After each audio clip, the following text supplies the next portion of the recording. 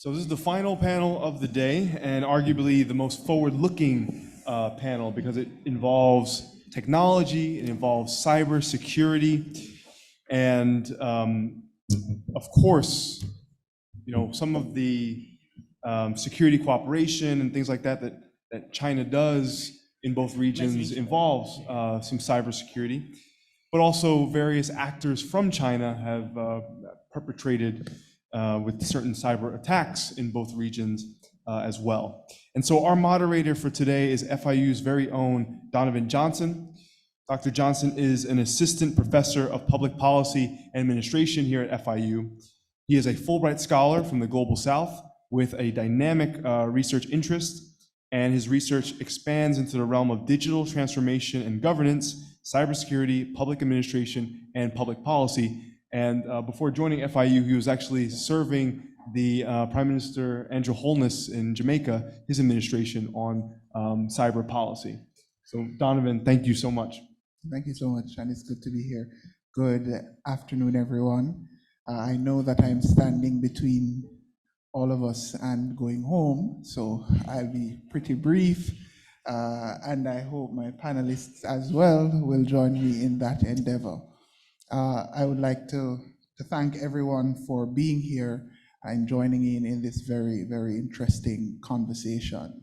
Now, we all know that technology, as neutral a tool as it is, falls prey to different kinds of motivations and different kinds of influences. As we move further into the age of modernity, the impact of technology becomes more pronounced in conversations in which politics and governance are also topical.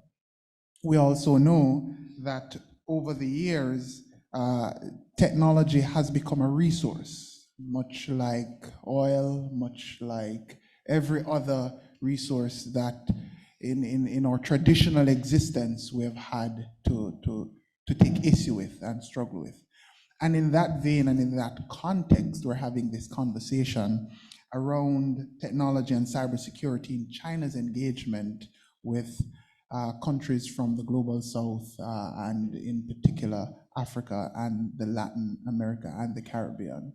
And so joining me this afternoon, well, I'm joining them because they're more the experts than I am, are some key and very interesting speakers and who will take us through some very particular and specific areas as it relates to the intersection of technology, cybersecurity, and China's engagement.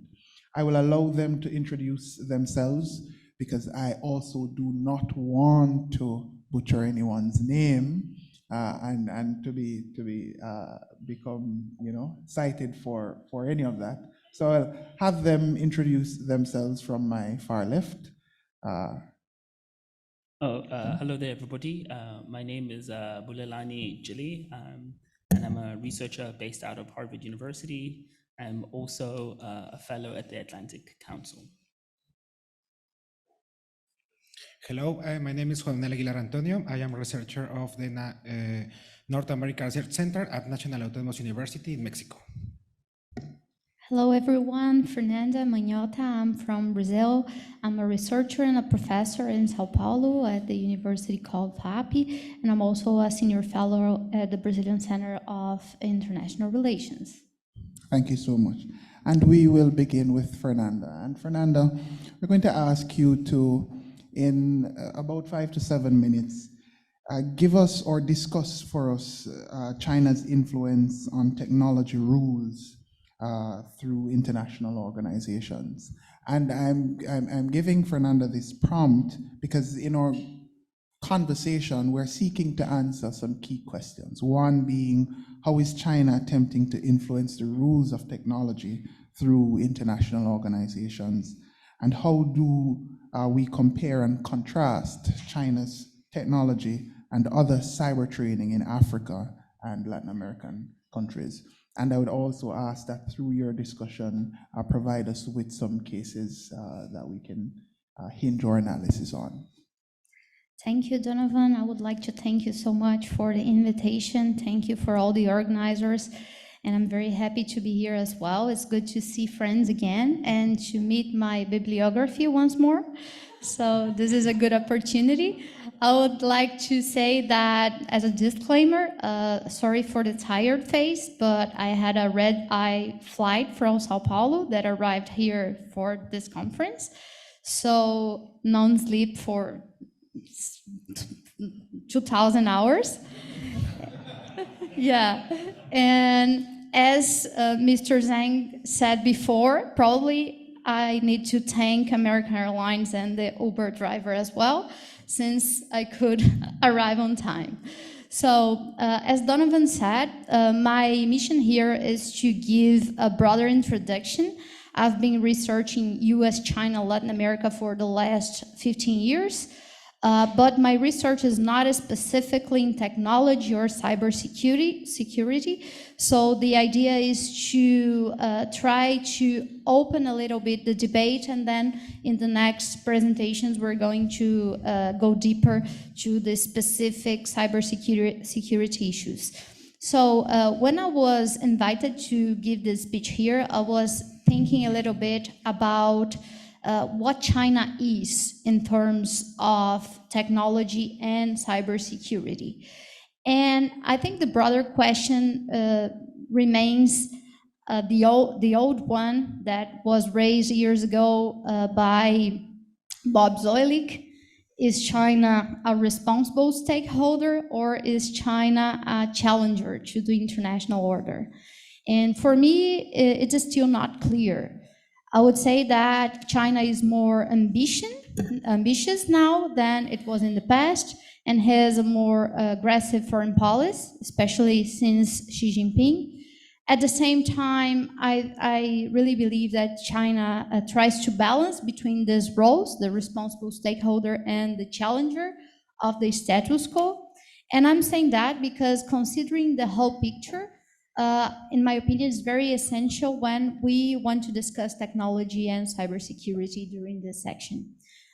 China focuses in the 21st century on transforming its development model from exporting low value-added products to an innovation-based economy, and this is really important to take into account. And projects such as Belt and Road Initiative and Made in China 2025 highlight the interest in enhancing the Chinese presence worldwide and also creating engagement, especially with the global South. The Chinese movement towards these regions, Latin America and Africa, is not only based on commercial and economic goals anymore, but also related to China's national development and defense strategies. So when it comes to our panel in specifically, some information may be relevant. In addition to having the most significant number of internet users globally, China companies are also leading the race in patents and standards for the 5G. Xi Jinping believes that internet rules should be governed by two central principles that apply to international relations in general, and I think these are the most important words to keep in mind: sovereignty and state autonomy. Domestically, this idea of sovereignty and state autonomy is very clear in the country's cyber policies that are, of course, very centered around state power and control, and with organs such as Central Cyberspace Affairs Commission and the Cyberspace Administration of China. It's important to mention that in both cases, they are presided by Xi Jinping, and they are responsible for regulation of the internet and other communication mechanisms. These organs have passed legislations, for example, the Cybersecurity Law of 2016, that allows the state to have access and limited information that is shared online. And it has brought criticism, of course, from the Western countries who believe that China is practicing protectionism and censorship. This is domestically talking. Internationally, And to answer the question you gave me, China seeks to become a leader in global internet governance and to promote what the government calls cyber sovereignty. It means that the state should exert control over the internet with its borders. This is what the Chinese diplomat has been defending in different forums abroad, including the UN. In October 2017, Xi Jinping mentioned China is a cyber superpower. This is something that many are researching since this period. And when it comes to the real act of the Chinese, some development plans are worth to mention. I have already talked about the Made in China 2025, that probably is going to be renewed, but also some of other plans that were already mentioned during the conference, such as the Digital Silk Road, the China Select Plan 2022-2024. And especially in these two different regions we are talking here in the conference, there are some specific sectors that are the most relevant for the Chinese in the region. They are related to digital infrastructure, telecommunications equipment, 5G, big data, cloud computing, artificial intelligence, Internet of Things, smart cities, Internet Plus, and many others. In terms of governance, China's dominancy in 5G specifically has been very important to give China competitive advantage in many organizations and facilitating the Chinese practice, especially in organizations such as International Telecommunications Union. This is very important to mention. Around the Global South, I would say very briefly, I would mention just 3 examples of what's happening because of the Chinese presence. The first one, I would say something that was mentioned before. Chinese corporations such as Huawei and CloudWalk have supplied governments in Venezuela or in Zimbabwe, for example, with surveillance tools like facial recognition technology, and other companies, as Professor Elias mentioned before, Hikvision and Dahua are very well known in both regions as well. At the same time, I mentioned already the Digital Silk Road. It's being well spread that the Chinese are inviting many foreign officials to participate in workshops on information technology policy, including controlling the internet. And last but not least, coming to Brazil, the country I am coming from, we have 3 very special movements happening there. The first one is the export of the 5G. The second one is companies specializing in surveillance, security, digital payments, rideshare apps, and recent negotiations involving satellites. Also, we have lots of movements similarly happening in Argentina and Colombia. So just to wrap up the presentation here, and going back to Bob Zoellick's question, does China want structural reform in the international organizations, for example? Probably. Does this mean demolishing what already exists? Not necessarily. It is still not clear whether China is interested in providing global public goods, as the USA has been doing for decades. What we do know is that China wants space to accommodate its interests and not have domestic decisions challenged. That's why autonomy and sovereignty are the 2 guiding words for their behavior in international organizations. And just to make a very brief comment, since I represent somehow the Global South here, so we always wonder if China will be a challenger to the international order, but that's not the only question that matters. The agency of other actors do matter too. And in the Global South, there are no naive leaders. On the contrary, pragmatism and the sense of opportunity in general prevail. If in one hand, China seems to be an alternative to the USA to promote development in some of these regions, on the other hand, it will face in this region some distress and fear of increased dependence. The Global South knows very well how to play the Chinese card. Many different governments have been showing that. And what is in the core of this discussion is that the Global South is interested in diversifying partners, maintaining more universalist foreign policies, obtaining support to carry out reforms in international organizations and make them more representative. That's why we've been hearing so much about active non-alignment, pendulum diplomacy, or instrumental diplomacy. So we need to look at this if we want to understand the Chinese presence in these countries in general and in technology issues in particular. Thank you. Thank you so much, Fernanda.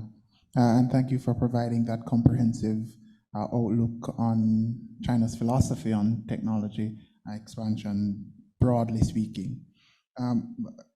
Juan, I would move to you and ask you to provide for us an analysis of cybersecurity trainings in Latin America and Africa, and comparing China's technology engagement in these regions. And in that conversation, examine China's effort in providing cybersecurity training and support to Africa and Latin America, and also discuss the effectiveness of these training programs and their contribution to the region's cybersecurity infrastructure. And lastly, address any potential concerns or vulnerabilities arising from these initiatives. So on one hand, what are these initiatives? How have they contributed to the regions, Africa and Latin America?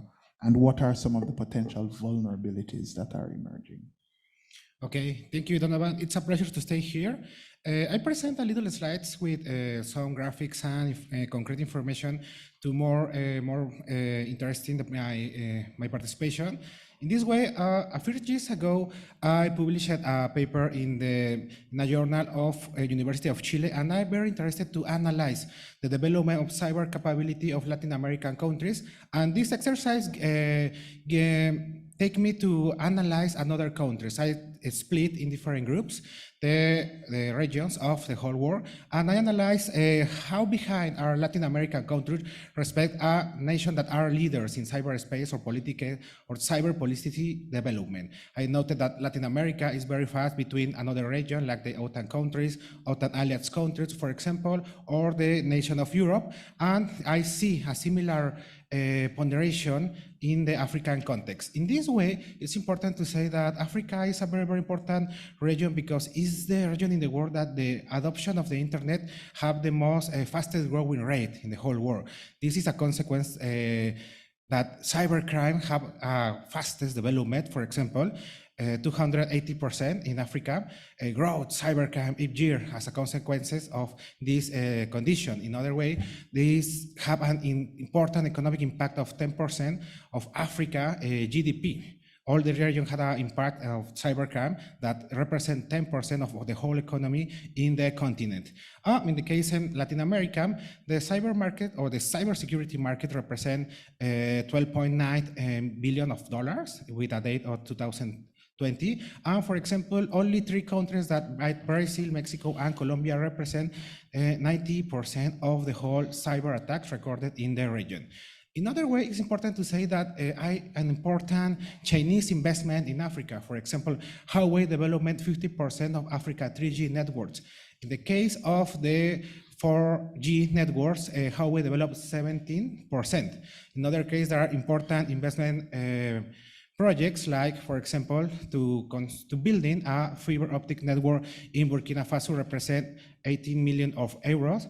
And for example, to develop a national data center in Cameroon represent an investment of $15 million.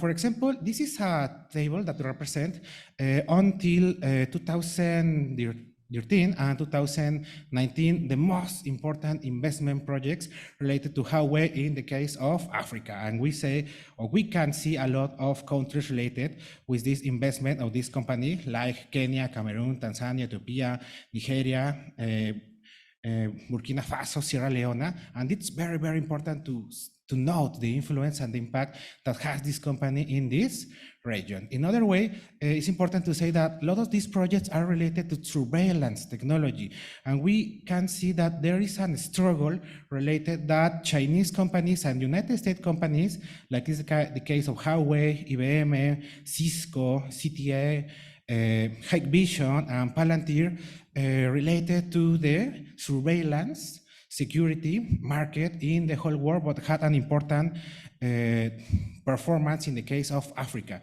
If we see this graphic, we can see that if we combine the region of North Africa and the whole Africa or South Africa region, we can note that this is the region that most received investment related with this kind of technology. For example, we have a case of study in Kenya, and we see that Huawei want to building a piece undersea cable that represent 455 millions of US dollars. In other case, we can see that Huawei and China road-based company investment 570 millions US dollars in Konza Smart City. In other case, we can see in the case of South Africa, there is a very, very important link between a national company named Bumacam and Hikvision. Hikvision is another company that are banned by the government of United States that installed 2,000 cameras in Johannesburg. And in 2010, this company was banned to penetration in the US market. Another case, for example, of interest is the case of study of 5G networks, the Huawei and emerging technology against terrorism and to improve to improve public security. In this case, we can see that in South Africa, Huawei with Telkom, a parastatal company of this country, developed the first 5G network in this country. In Ethiopia, it's the same way, but it's only Huawei, the company that make this investment. And for example, countries like Zimbabwe, Kenya, and Uganda receive projects related to Huawei Smart City, that it's an alliance between Huawei and the company Hikvision. In other case, for example, there are a case of a study, the facial recognition technology in Africa. This is mainly in Zimbabwe. It's in a collaboration of the government of Zimbabwe with a company named Crudwalk. They make a network of large-scale facial recognition in the whole country.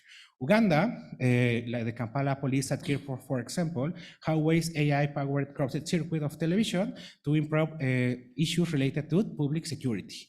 In other case, we can see, for example, the projects of Safe City in Nairobi. We can see that Nairobi, it was named the first Sino-African Safe City system. This happened in 2014. And for example, this represents that this city have 1,800 high-definition cameras to make vigilance in all the city.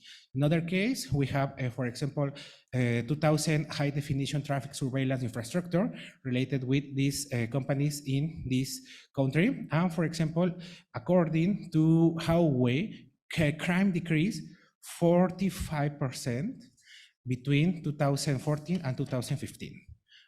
For example, we can see the impact in Latin America telecom and 5G adoption. For example, Huawei technology ecosystem represents 3,000 millions of users in Latin America and covers 32% of the population of the whole region. In other case, we can see that Huawei has an impact to create talent or training different young experts to ICT technologies. For example, since 2014, Huawei each year give up 160 students to Beijing to this training named Seeds of the Future, a la parte ICT Academy, and how we have education agreements with 400 universities and offer support programs to emerging technologies. In other case, we can see that in this year, in May of 2023, more than 100 industry, 100, 100 industries in southern China are gated by Huawei, and this is to create and to promote links between this country and the high-tech companies in Latin America countries. For example, it's important to bear another case of study. For example, the case of Brazil, the government of Lula da Silva are very interested to create links between the high-tech technology companies like Nuctech, and for example, they signed 20 agreements with Huawei in the visit that he made 2 months ago. And finally, for example, it's important that see that Huawei are very interested to building the submarine cable between China and Latin America. It will be built in Chile, and the next year will provide this project in this country. So we can see an important penetration for the Chinese investment related to cybersecurity, related to emerging technologies, and there are some concerns related with digital rights, related with the case of surveillance. And this, it could be an interesting scenario because we have the opportunity to see that the investment or the penetration of China related with this emerging technology at cybersecurity would provide negative or, in the case, positive results in each country. I believe that situation, it could be different, but it's some related also with the rule of law in each country, with the characteristic of government, the quality of democracy, of the political class of each country. And we have the chance to see if emerging technology like this can improve some problems in the global south, like corruption, like poverty, like violence, or we can get worse the situation. Thank you a lot. Thank you so much, Juan. And I hope for the benefit of our audience that you see where we're going with our discussion, having started from a place of having a discussion around what China's philosophy around technology and technology expansion is, and how that philosophy transcends into the regions of Latin America and the continent of Africa in a very practical way. And so I thank Juan for providing that very comprehensive analysis or outlook of what Chinese expansion in terms of technology investment looks like in Latin America and in Africa. And so I'd like Bulelani now to take us to examining the policy and governance perspectives from the perspective or from the position of the receiving countries in Latin America and Africa, and answer questions specifically around the role of policies and governance structures in shaping technology and cybersecurity relationships with Africa, and more particularly to offer insights into how African and Latin American governments are approaching these issues and address the importance of regulatory frameworks and international cooperation. Put differently, how have and can countries from Latin America, and should, definitely, countries from Latin America and Africa respond to the increase in technology investment and contribution from China from the perspective of policy and governance? Bulelani? Yeah, sure. Firstly, thank you for your time and kind of consideration today. I will kind of limit my comments today surrounding really three factors. We'll kind of begin really with kind of contextualizing the growing, let's call it the cyber footprint of China on the continent.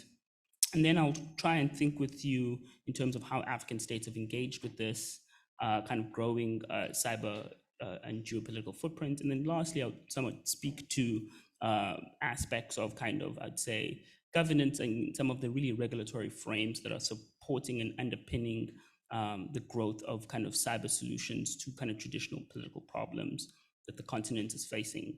And I would like to kind of begin with this kind of contextualing exercise with just simply by thinking about, for example, the context of Kenya, which I believe really kind of holds as a general example for what is kind of been currently going on for the last, say, 2 decades on the continent. When you're thinking about Kenya, it's kind of important to really think about the date of 1997. 1997 in particular is a moment in which you see KPCT, which was the kind of the Kenya Post and kind of Communication Authority, finally relinquish its kind of monopoly over the ICT space. At that particular moment, it kind of allowed for private companies to kind of come into the space. And why that shift happened is in part because of really two things. One, the government realized that like they can leverage ICT infrastructure or information communication technology as a means for development. Two, there was a kind of growing pressure from civil society, but also kind of Kenya's small, at the time, startup ecosystem, who wanted to leverage kind of online solutions as a means to kind of pursue their own kind of corporate and kind of commercial interests.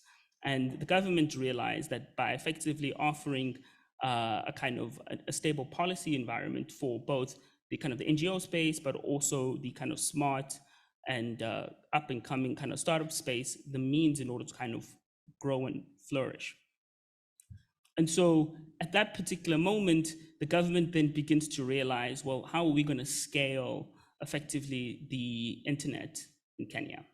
At that particular time, Kenya is mostly relying on kind of what we'd call low orbit satellite technologies as a means to getting online. Obviously, that kind of general technology is quite expensive. And so they required effectively bandwidth.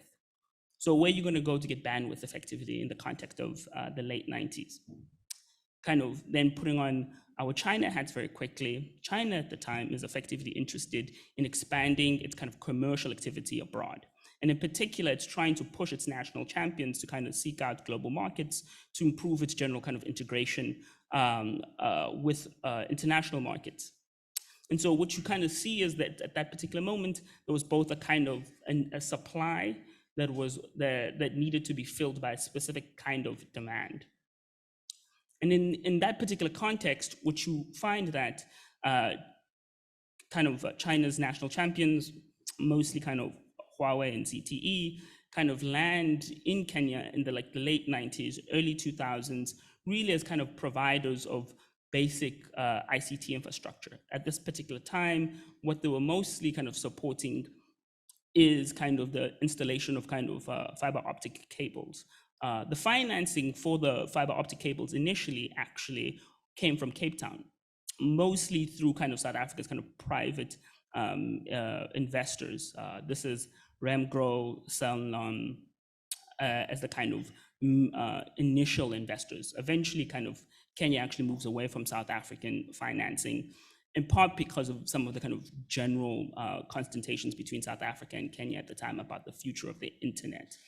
You can somewhat fast forward very quickly, and there are kind of several fiber optic cables that then are landed in kind of the east corridor of Africa, mostly kind of CCOM and then eventually TeamCom.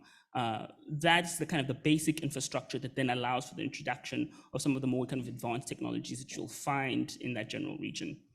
And so that is kind of particularly best expressed with some of the examples that you would find of the smart city. Smart cities are really just ICT infrastructure that's being leveraged to solve for traditional public interests or kind of public goods.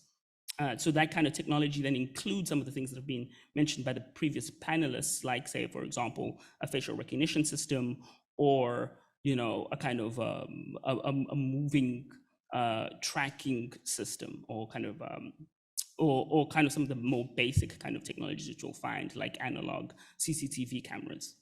The general introduction of those technologies are somewhat diversified in the context of Kenya. But what is particularly important is that a lot of the general supply in the context of Africa comes from multiple places. So in the context of, say, Kenya, for example, you would see that like facial recognition systems are predominantly coming from, say, Huawei. But if you're looking for, say, analog surveillance systems, they're mostly coming from Hikvision. If you kind of look down both at kind of Kenya's downtown area, what you notice most of the time is actually it's a kind of a combination of Dahua and kind of Hikvision, and that's actually quite similar for downtown Johannesburg. Now, it's important to kind of realize that some of these technologies come with a lot of general presumptions. The one kind of key presumption is that they're actually going to ameliorate traditional challenges. I think a colleague somewhat cited the stat that like they reduce 47% of crime, which is a pretty almost large claim to make by Huawei. Much of my work in particular kind of looks into how you can actually not draw a direct correlation between, say, the use of a facial recognition system and the reduction in crime, because you're making a lot of prejudgments about the nature of crime in itself. In fact, that crime is not actually simply a contingency of there being the absence of a surveillance system to actually capture a person. The causal linkages of crime are more complicated than that, but they're being introduced exponentially in the context of the continent. And to kind of layer the conversation is that then obviously when you introduce something like, say, a facial recognition system, you then need a series of other kinds of technologies, but also technologies that take on the expression of something like, say, a data center. Data centers themselves are just now kind of, say, a contested space, in part because many individuals are thinking about some of the challenges around the securitization of data, but also the general locality of data. And we can kind of deal with some of those kind of critical questions, maybe in the Q&A section. But what becomes important is to then start thinking about, well, what is the kind of policy environment that some of these technologies are landing in?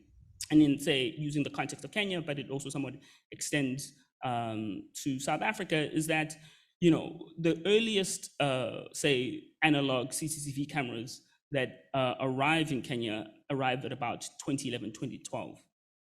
But the kind of Data Protection Act actually only arrived in 2019. And then really, it actually only really becomes a thing in 2020. But even then, it only really becomes somewhat implemented in 2022. And even then, I'd kind of put a question mark here, because I had a kind of conversation actually with the data commissioner 3 months ago about the current state of the kind of data protection law in the context of Kenya. But if you kind of zoom out very broadly and you kind of look at the entire continent, only about 50% of African countries actually have a data protection law in the books. The countries that do have data protection laws, all those data protection laws are quite new. They're not really older than 2.5, 3 years old. For the countries that do have these data protection laws, in particular like Kenya and South Africa, the anxieties are really around, firstly, how to best manage the data. And then two, what are the consequences of these data protection laws, specifically as it relates to their budgeting kind of startup ecosystems. If you kind of look into the context of, say, for example, Kenya, the anxieties are really around the kind of adding, I'd say, kind of additional burdens to the startup ecosystem around, say, the management of the data by these kind of small startups, in part because the general presumption is that the small startups are not necessarily able to kind of do all the necessary work in order to kind of register and then actually find somebody within the kind of local team who can then somewhat manage the data appropriately to the standards that have been met by the kind of the data protection law in itself. Obviously, when you kind of look into the influence of data protection law in the context of, say, Africa, the disproportional influence there is mostly from Europe. And so you can kind of see, and this is kind of the summarizing point, is that like when you're looking into the nature of ICT on the continent, it's a rather somewhat of a hybridized affair. The cameras, for example, are from multiple Chinese suppliers. The software usually a lot of the time actually is from American companies. The kind of the usage of, say, clouding infrastructure can kind of break between the US and China. And then the actual policy infrastructure in itself is a kind of, and I can probably debate this with somebody at dinner, but it's effectively copy and paste GDPR with somewhat of the challenges of GDPR in itself in terms of its kind of localization processes. Some of the general challenges specifically as relates to realizing the ambitions of, say, a data protection law is that, it requires, both capacity, both at its kind of technical, but also personnel level, currently in the context of, say, Kenya, but it also really extends, for example, to South Africa, is that like majority of the kind of the data commissioners are very much really understaffed. The last time I counted, when I was at the data commissioner's office in Kenya, there was about 8 to 10 employees who are responsible for managing all of the data in the country. And so, I'll leave it there in terms of offering a kind of a more layered sense of what's currently going on in the cyberspace. And then, I welcome questions for further elaboration. Thank you so much, Bulelani. One of the benefits of having had a German supervisor throughout my entire PhD journey was that I became somewhat of a taskmaster, very efficient with my time. And so I'm going to lean on some of that experience and ask my panelists to be very efficient with time in responding to the questions, many of which I know currently exist on the floor. And so before I even ask my own questions, I like to run my panels this way, where I offer the opportunity to the audience first to offer their questions. And so at this point, I'll be taking questions. See, hands are going up already. Questions from the audience to the panelists.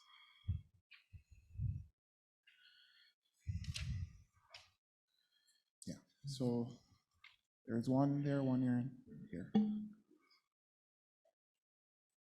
4. No, here, yeah. No, and I'd also like to ask the audience, be very brief with the questions so that we have enough time for other questions and more responses. Okay, my question to any or all of the panelists is, what link can one make between surveillance technologies, for instance, smart cities, and the legal, and the policy and the legal environment, linking those to the information ecosystems on the continent or in specific countries? So to what extent the policies leading to laws, leading to influence operations, for instance, as an example, in the media space, in the information ecosystem broadly. Thank you. Anyone wants to go first? Juan? Thank you for the question. It's interesting because in the case from Africa nations, when we analyze this information of the data that I present today, I noted that in the case of African nation, there are influence and penetration of China to impact in the legal framework, in initiative and legislative debates, to change the legal framework of each country to have the chance of the possibility to use these kinds of technology. In the case of Latin America, it's more difficult because there is a more competitive economic ecosystem between different companies that provide these kind of services, and the impact of a company like Huawei is more difficult to consolidate in the Latin America environment. But I believe that there are important influence of the companies of China to transform legal framework, to impact in some national legislatives, national laws, to impact in the legislator of each country to can provide this kind of services related to surveillance, related to the case of smart cities. And it's an important factor. The political influence, it's not clear to visibilize in this case, but we can see that some African countries adapt his legal framework to have the chance to use this kind of technologies, more than the cases, for example, of Latin American countries. Bulelani? Oh yeah, sure. So when you're looking into, I guess, is there a direct correlation between, say, the proliferation of facial recognition systems and the legal architecture that governs those systems? In the context of Africa, it would be quite difficult to say that there's a kind of a one-in-one. And again, let's just use Kenya as an example, but I could draw other kind of examples. For example, in the context of Kenya, there is no law governing, say, CCTV systems, and CCTV systems have been there for a while. In fact, I've been consistently petitioning people to actually come up with something around its usage, in part because in the very absence of a kind of a regulatory framework for CCTVs, they can be somewhat then misused. Fortunately enough, we kind of fast forward to about 2020, and they did come something like the data protection laws. Now, the general influence of the data protection looks quite similar to Europe. In fact, also my most recent discussions in the context of Kenya with the commissioner has been about the current AI ethics commitments that they're having there. And a majority of the training actually has been funded by GIZ, which is the German fund. But again, that does not necessarily mean that there's an absence of influence of China.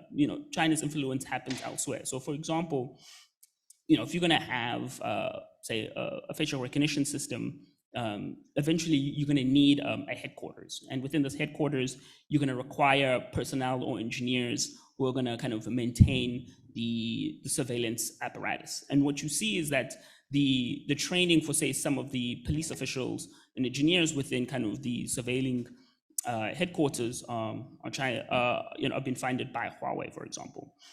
And so the influence is not necessarily directly always related with the law, but in terms of the use of the system, you see Chinese influence. And so, I always say, we should try and look for the ambit of Chinese influence quite broadly, specifically as it relates to cyber. It's not always necessarily directly connected with the law, because the law is not necessarily directly related with the usage of the systems in themselves. Mm-hmm. So just a very brief comment. So to overcome my Italian heritage to meet your German demand. So let's try to do it. I just would like to go back to what Victoria told us in the first panel, that some of the dilemmas are domestic. And in the South America region and Brazil in particular, I think we are not ready to have this discussion because we are still it is still very difficult to discuss more basic things in terms of legal architecture. For example, recently we went through a decade of general personal data protection law. And at this moment, we are facing endless discussion on regulation of social networks.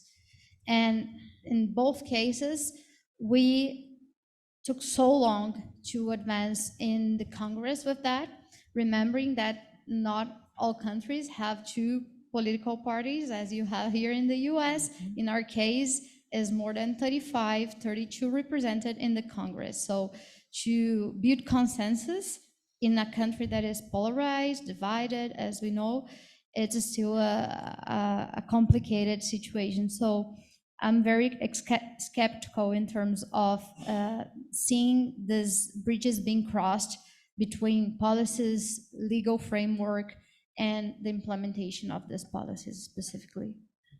Thank you. Colonel James. I just wanted to thank you all because this is really intriguing. So kind of stepping off of what you actually just stated and also mixing in with a little bit of policy, I wonder if people aren't thinking about a little bit of the irony that wasn't mentioned with regards to the China's rules for the internet, which was sovereignty, because it's kind of interesting. There's a little bit of an irony in there with regards to something that's going to affect Latin America. A while ago, the African Union headquarters was built with this awesome data center with all the data that was exfiltrated back to China, and it's published. So that's an interesting, chicken and the hen house type of environment with regards then to what also is happening in Africa with regards to all of the medical digitization of records because of all the smartphone uses and no computers, right? But then at the same time, China came in inside of Latin America, gave a lot of COVID tests, and then sent all the data back to be mapped and sequenced for medical products to be exported then back to Latin America. So here we've got this dichotomy, if you will, of data exfiltration on sovereignty of nation states from Chinese tech that's providing a service. Are people aware of that? Are they making decisions? I know it's difficult because you have to buy a product and those type of things, but how much are leaders aware of these things? Just wondering. And before the panelists respond, I would like to layer Colonel Hamilton's question by casting a dichotomy of national security versus domestic security, if I may put it in that context.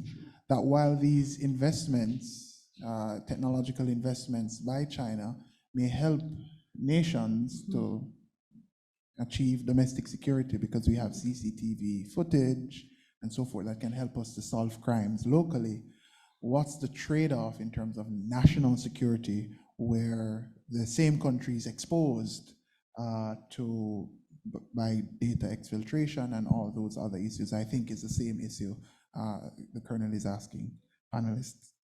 Can I? Oh, go ahead. Go ahead, Fernando. Okay, thank you. It's just a very brief comment. I think the answer for this question is a mix of two different principles. The first one is the rationality principle. So people probably are aware of the risks, but you need to consider what do you have in terms of benefits and what you have in terms of costs. And then it comes the second of the principles. That is the very well-known lesser of two evils principle. I think for the Latin American countries specifically, for a long time, the perspective, the perception was that the region was taken for granted. The region was neglected.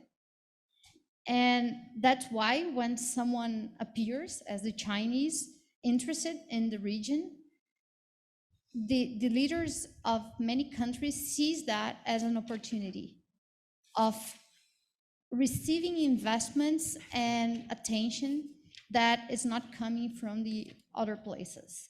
In my specific research, I study how the US have been reacting to the Chinese presence in Latin America in different countries.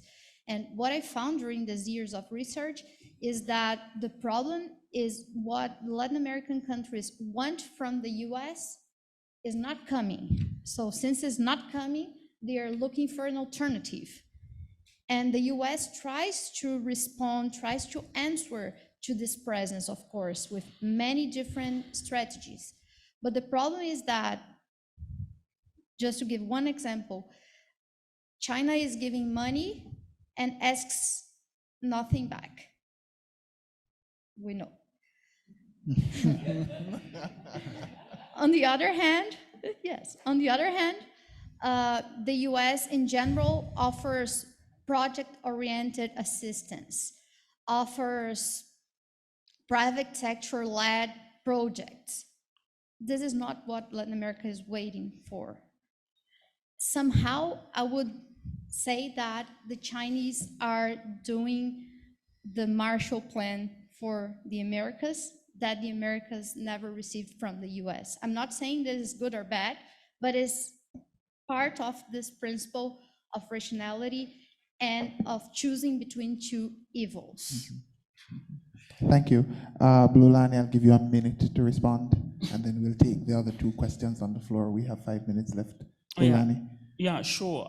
So I'll just give you a basic anecdote. So I was doing field work in Nairobi, 2 months ago, and I was actually with one of the kind of head of engineers who was working directly out of the executive in Nairobi. And within that week, they just had a major kind of data breach where effectively a lot of kind of government data around kind of paying out Chinese loans was kind of stolen.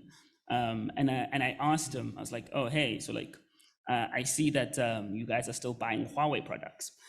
and then he laughed and was like, yeah, we're gonna still buy Huawei products. And I asked him, are you worried about, future, breaches? And he was like, yeah, sure, we're probably gonna see more of that going forward. And I asked him, are you gonna try and solve for it at any particular point? He was like, well, currently we are dealing with one effectively, large challenges in terms of kind of financing, in terms of looking for alternative partners who are going to kind of support building out, domestic capabilities. But also, two, nobody has kind of approached us in terms of kind of helping us with some of the general challenges around kind of cyber. And so I was just like, well, why don't we go to kind of GIZ? GIZ is kind of the main funder of many of these kind of initiatives in terms of building out both cyber, but I'll just say cyber policy capabilities. And he was just like, sure, why don't we kind of think alongside, partners? And I partly bring up this kind of anecdote to say that, like, there is a lot of general opportunity in terms of building out cyber capabilities in the context of Africa. People are not necessarily completely ignorant about breaches of data. It's more so about a consequence that is really born out of the need to build out cyber capabilities while simultaneously also trying to manage the issue in itself.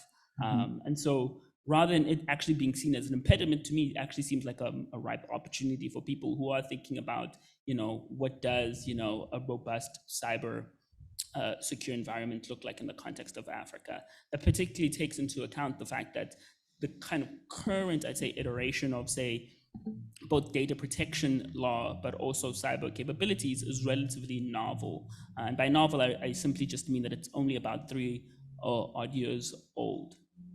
Okay, thank you. We have 2 questions left. I'm going to ask the persons asking the questions to put the question to one panelist, and that panelist will have 1 minute to respond. I don't. So the gentleman in the front that looks almost like Superman here, Clark Kent. 1 question from him, and then the other question from the gentleman there. That's the first time I've gotten Superman, thank you. I don't know that I can do that one minute to one person, so I'll actually just give the time to the other question, and I'll ask you guys after. Thanks. Thank you so much. See, he is Superman.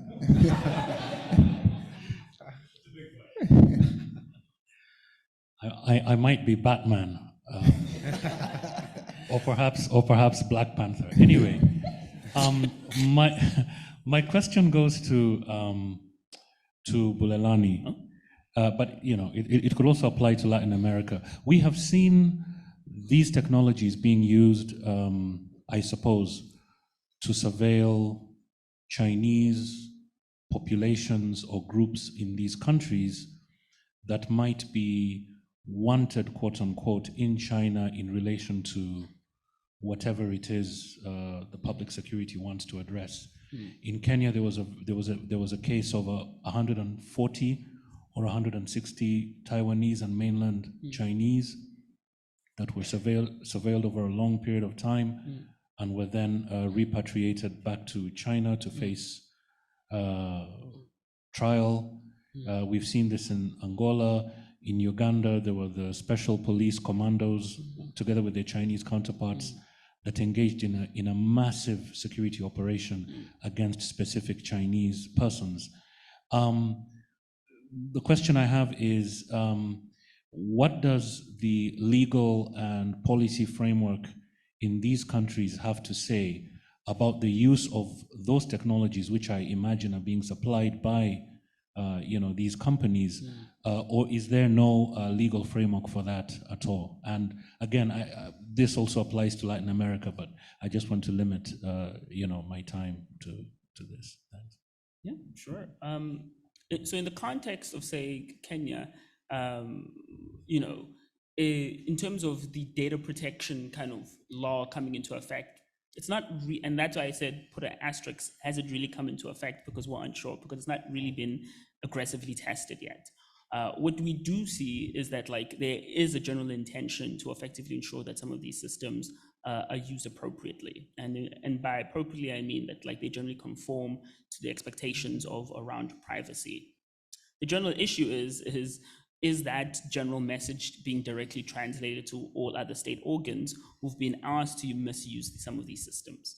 And so to me, there seems to be a great need to kind of ensure that there's a general consistent message for all kind of participants in the kind of, I'd say, in the cyber ecosystem, specifically around the kind of the use of, say, a facial recognition system or an analog system, in part because there's a kind of a huge dislocation. In fact, there's actually a really interesting PhD thesis that I read in from a candidate in Nairobi that just, I think, was at least published a couple of months ago, that specifically looks into the National Police's kind of training around CCTV camera usage.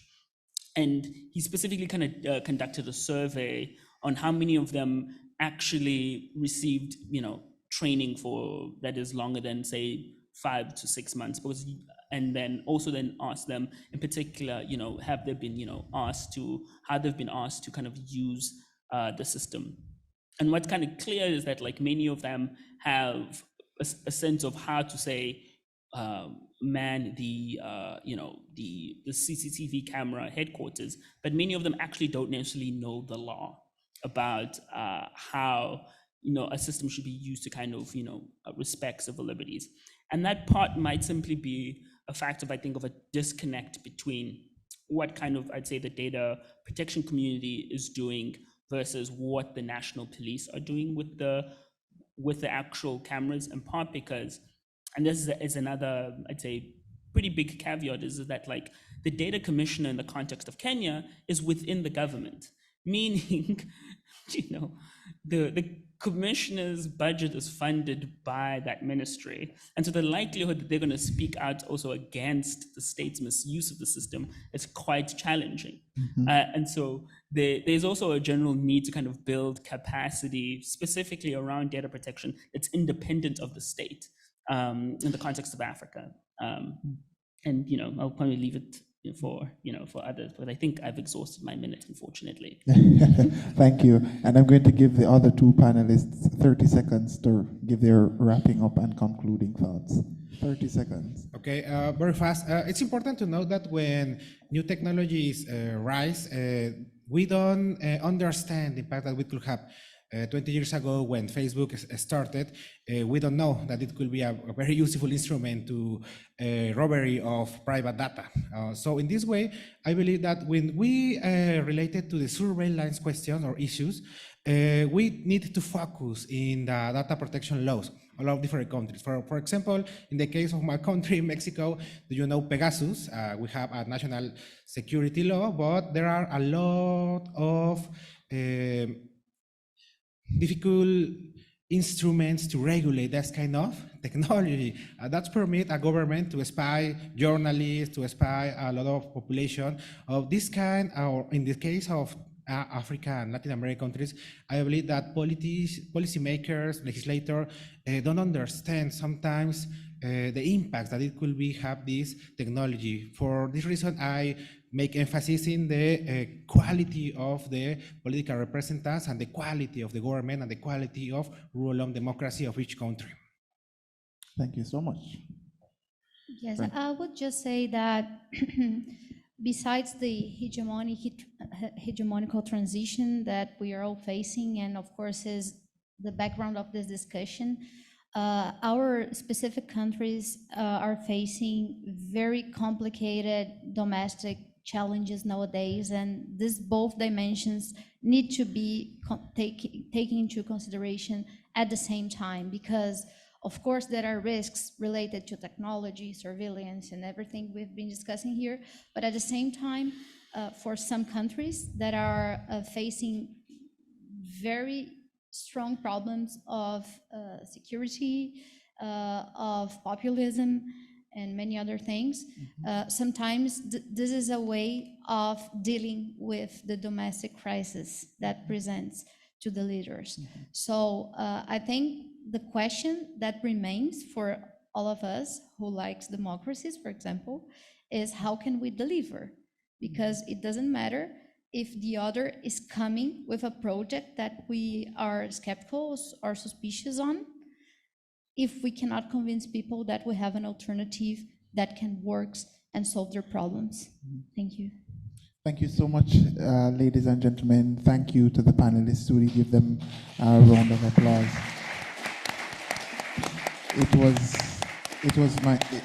It was definitely my pleasure serving as the moderator for this panel on a topic that I find so passionate and that is situated in my area of research. And so when Leland reached out and asked for me to moderate this panel, I was very elated. And so thank you to everyone for this enriching discussion, and definitely I'm sure the conversation will continue. Superman has big questions for you after we conclude, so be prepared. Thank you, everyone. Leland. Well, Donovan, thank you. Thank you so much. And Fernanda, Juan Manuel, Bulelani, thank you so much for those incredible insights. All right, we have gone to our final, how can you say it? Wrap up, I guess. And we have none other than Henry Tugendhat of the U.S. Institute of Peace, where he focuses on issues related to China's impact on conflict dynamics in Africa and Latin America. Henry, the floor is yours.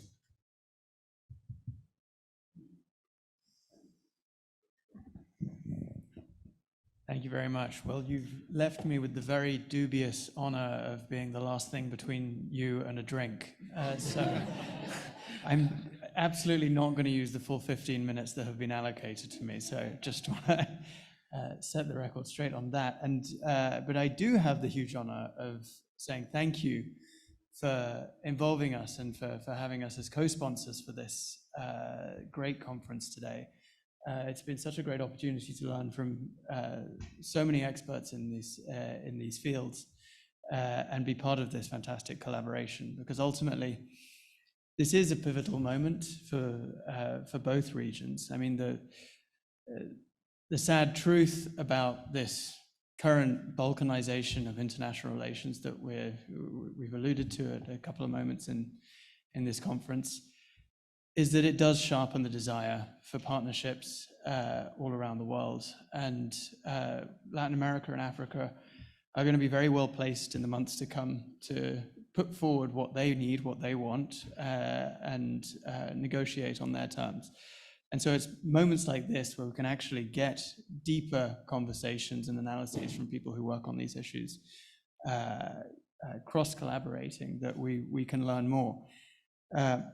But more importantly, I think it's also a significant moment to have conferences like this, because, as Maria alluded to, the lack of knowledge on China in some regions is often not regarded necessarily as a problem, even when we hear from Osvaldo that China is the most significant trade partner or a significant investor in a given region. And those two things sit side by side very awkwardly. We even had a Peruvian politician the other day arguing that not only should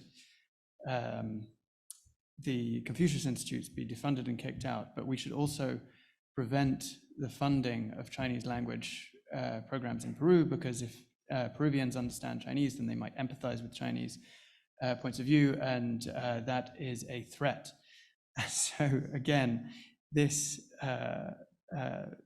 is just one of those moments where, if we don't understand each other and we don't understand motivations of the people that we're engaging with, then we're blind to both threats and opportunities. So I would just conclude that we've really set ourselves a phenomenal challenge in this conference.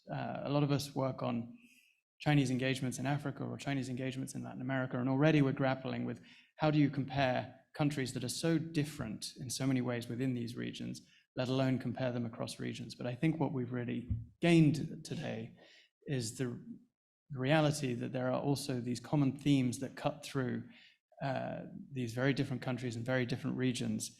And it's a huge opportunity to learn from one another what these are, especially in a room full of people with so much expertise that we can actually go deeper than what we'll read in a newspaper article or what we'll hear or the conversation we'll have with a stranger. This is, really, we're so lucky to have so many experts from speaking on all of these thematic and regional issues.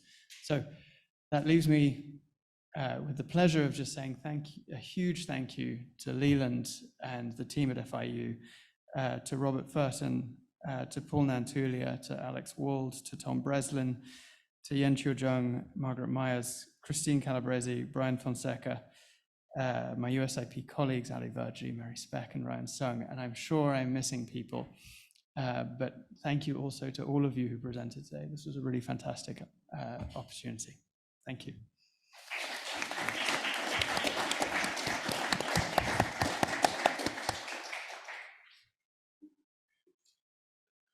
Look at that, and 12 minutes to spare before 4:30. So I'll take the time to just say a couple things, which is, today was all about sharing the incredible knowledge that is in this room. And tomorrow, if we can spend some time on brainstorming what's next. How can we leverage the incredible experience and knowledge that we have, whether it be joint papers, whether it be further forums like this. My challenge to everybody tonight is to really think about that, so that tomorrow we can all come in with an open mind to start brainstorming about what we can all do together going forward. And I would be remiss if I didn't just put a little plug for an FIU program that we do with the U.S. Southern Command. It's called Analytic Outreach, and actually the deadline for it is November 1st. Basically, we commission series of papers that involve national security issues involving Latin America and the Caribbean. Of course, we can add Africa to that as well. And so if any of the scholars or experts here are interested in applying to that, we can send the link, we can send the parameters, and you still have a lot of time before the November 1st deadline. Each paper is $3,000 too. Did I mention that? And last but not least, at 5 p.m., we are going to, all the speakers, all the moderators, we're going to meet outside, because the same shuttle that took you here is the same shuttle that's going to take you to a place called Doral Yard, where there will be food, there will be drinks, and there will be fun. And so for those who are maybe going to take a car instead, this is Doral Yard in, of course, Doral, Florida, and the address is 8455 Northwest 53rd Street in Doral, Florida. So hopefully we will see you guys there. And thank you so much for an enriching day one, and I'll see you guys at 9 a.m. tomorrow. Take care.